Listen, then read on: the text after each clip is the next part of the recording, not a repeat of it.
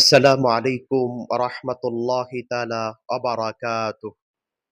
إن الحمد لله إن الحمد لله نحمده ونستعينه ونصلي على رسوله الكريم أما بعد.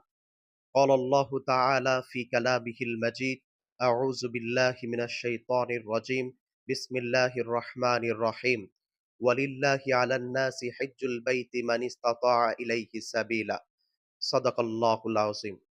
দূরে এবং কাছে, দেশে এবং প্রবাসে যে যেখান থেকে আমাদেরকে দেখছেন, সকলকে জানাচ্ছি আন্তরিক মোবারক ইসলামী সম্ভাষণ, সশ্রদ্ধ সালাম। আসসালামু আলাইকুম রাহমাতুল্লাহি তাআলা ওয়া বারাকাতুহু।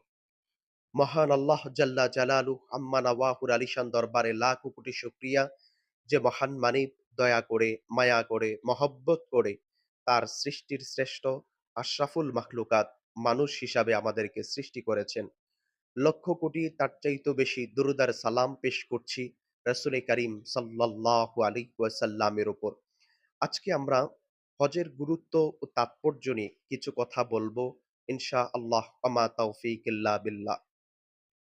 চলছে পবিত্র জিলকদ মাস।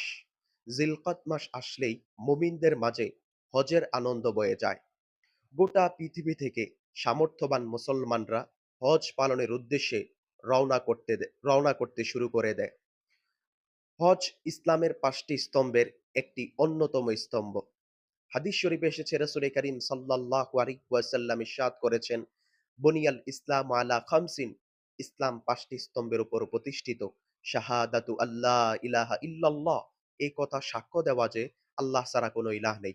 ওয়া আন্না মুহাম্মাদান আবদুহু ওয়া রাসূলুহু, এবং মুহাম্মদ সাল্লাল্লাহু আলাইহি ওয়াসাল্লাম আল্লাহর বান্দা এবং প্রেরিত রাসূল।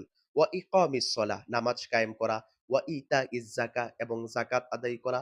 ওয়াল হজ, সামর্থ্য থাকলে হজ করা। অসাউমি রমাদন, এবং রমাদন মাসে সাউম পালন করা। এই ৫টি স্তম্ভের উপর ইসলাম প্রতিষ্ঠিত। তার মধ্যে হজ একটি অন্যতম স্তম্ভ। এ কথা দিবালোকের নিস্পষ্ট যে হজ পালনের মাধ্যমে হাজিগণ আল্লাহ রব্বুল আলামিনের নৈকট্য লাভ এবং সন্তুষ্টি অর্জন ও ক্ষমা লাভে ধন্য হয়। হজ একটি আর্থিক ও শারীরিক ইবাদত। আল্লাহ রব্বুল আলামিন যাদেরকে আর্থিক ও শারীরিক সক্ষমতা দান করেছেন, তাদের উপর জীবনে একবার হজ করা ফরজ। যদি কেউ আর্থিক ও শারীরিক সক্ষমতা থাকা সত্ত্বেও হজ না আদায় করে, তাদের ব্যাপারে রাসূল কারীম সাল্লাল্লাহু আলাইহি ওয়াসাল্লাম বলেছেন, মান মালাকা যাদান ওয়া রাহিলাতান তুবাল্লিগুহু ইলা বাইতিল্লাহ, যে ব্যক্তি পাতেহ ও বাহনের মালিক হলো, যা দ্বারা সে বাইতুল্লাহ পর্যন্ত পৌঁছাতে পারে। ওয়ালাম ইয়াহুজ্জা আলাইহি ওয়ালাম ইয়াহুজ্জা, অথচ সে হজ আদায় করল না। ফালা আলাইহি আইয়ামুতা ইয়াহুদিয়ান আও নাসরানিয়ান, তাহলে সে ইহুদি হয়ে মৃত্যুবরণ করুক বা নাসারা হয়ে মৃত্যুবরণ করুক, এতে আমার কোনো পরোয়া নেই। নাউজুবিল্লাহ। হজের আবিধানিক অর্থ ইচ্ছা করা, সংকল্প করা, জিয়ারত করা। শরীয়তের পরিভাষায় হজ বলা হয় নির্দিষ্ট সময়, নির্দিষ্ট স্থানে, নির্দিষ্ট ব্যক্তি কর্তৃক নির্দিষ্ট কিছু কর্ম সম্পাদন করার নাম হজ। ইসলামী শরীয়তে হজের অনেক গুরুত্ব ও ফজিলত রয়েছে। যেমন কোরআনুল কারীম আল্লাহ রাব্বুল আলামিন ইরশাদ করেছেন, ওয়ালিল্লাহি আলান নাসি হিজ্জুল বাইতি মান ইসতাতা ইলাইহি সাবিলা, মানুষের মধ্যে যারা বাইতুল্লাহে পৌঁছার সামর্থ্য রয়েছে, তাদের উপর আল্লাহর জন্য এই ঘরের হজ করা ফরজ।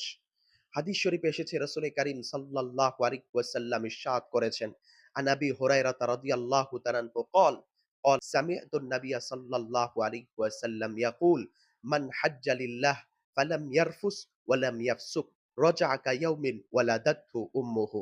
আবু হুরায়রা রাদিয়াল্লাহু তাআলা হতে বর্ণিত, তিনি বলেন, সামিতুন নাবিয়্যা সাল্লাল্লাহু আলাইহি ওয়াসাল্লাম ইয়াকুল, আমি নবী করিম সাল্লাল্লাহু আলাইহি ওয়াসাল্লামকে বলতে শুনেছি, মান হাজ্জা লিল্লাহ, যে ব্যক্তি আল্লাহর জন্য হজ করবে, ফালাম ইয়ারফুস ওয়ালাম ইয়াফসুক, এবং হজের মধ্যে কোনো অশ্লীল কথাবার্তা বলবে না, গুনার কাজে লিপ্ত হবে না।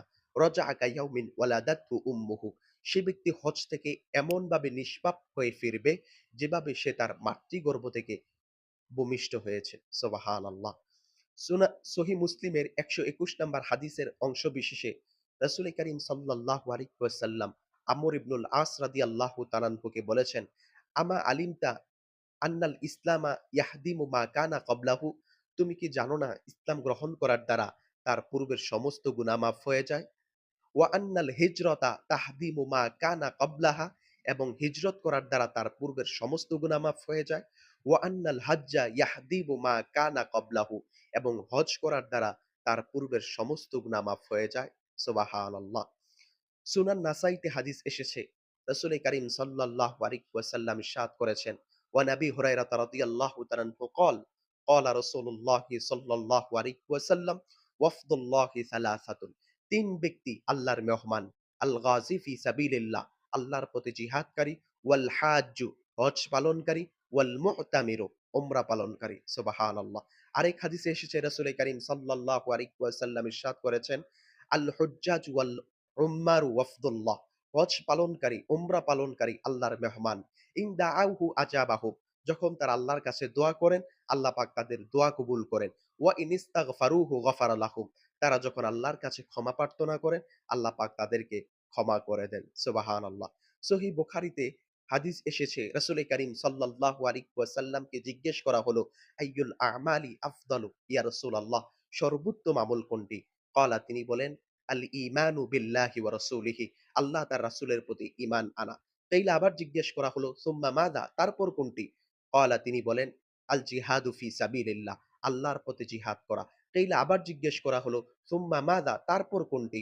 ক্বালা, তিনি বলেন, ওয়াল হাজ্জু মাবরুরুন, হজ্জে মাবরুর হলো সর্বোত্তম আমল। সুবহানাল্লাহ। কারণ হজ্জে মাবরুরের একমাত্র প্রতিদান হলো জান্নাত। হাদিস শরীফে এসেছে, রাসূল করিম সাল্লাল্লাহু আলাইহি ওয়াসাল্লাম ইরশাদ করেছেন, আল উমরাতু ইলাল উমরাতি কাফফারাতুল লিমা বাইনাহুমা, এক উমরা থেকে অপর উমরা তার মধ্যবর্তী সময়ের সমস্ত গুনার কাফফারা হয়ে যায়। ওয়াল হাজ্জু মাবরুরুন লাইসা লাহু জাযাউন ইল্লাল জান্নাহ, আর মাবরুর হজের একমাত্র প্রতিদান হলো জান্নাত। সুবহানাল্লাহ। সম্মানিত দর্শক শ্রোতা, তাহলে আমরা বুঝতে পারলাম হজ একটি অত্যন্ত গুরুত্বপূর্ণ এবং ফজিলতপূর্ণ আমল। সুতরাং আমাদের উচিত সামর্থ্য হলে দ্রুত হজ আদায় করা এবং আল্লাহর কাছে কবুল হজের জন্য দোয়া করা। আল্লাহ তাআলা আমাদের সবাইকে জীবনে একবার হলেও হজ উমরা করার তৌফিক দান করুক। আমিন। আসসালামু আলাইকুম ওয়া রাহমাতুল্লাহি তাআলা ওয়া বারাকাতুহু।